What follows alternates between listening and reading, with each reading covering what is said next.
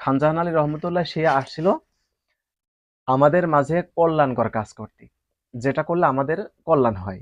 হ্যাঁ, মানুষের ভেতরে ইসলাম প্রচার করা, মানুষের সমসাময়িক যে সমস্ত অসুবিধাগুলো আছে সেগুলো সমাধান করা, এই সমস্ত সমাজ কল্যাণমূলক কাজে তারা নিয়োজিত ছিল। কিন্তু তাকে কেন্দ্র করে বা হচ্ছে গিয়া তার মাজারে এই সমস্ত ভণ্ডামি, এগুলো তো কোনোভাবেই মেনে নেওয়ার মতো না, গ্রহণযোগ্য না। তাই একজন মুসলিম হিসেবে, একজন বাংলাদেশী হিসেবে এবং একজন সচেতন নাগরিক হিসেবে এই জিনিসটার বিরুদ্ধে আসলে দাঁড়ানো উচিত।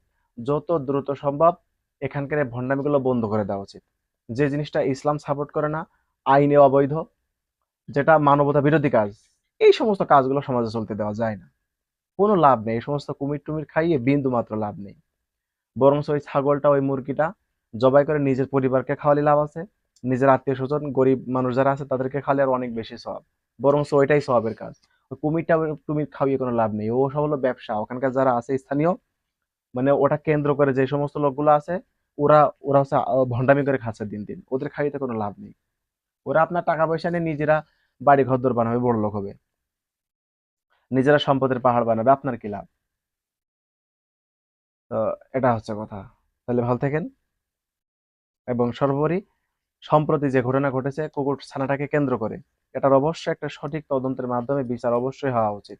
এবং সব থেকে বড় বিচার হলো এটাকে সিলগালা করে নিষিদ্ধ করে দেওয়া উচিত।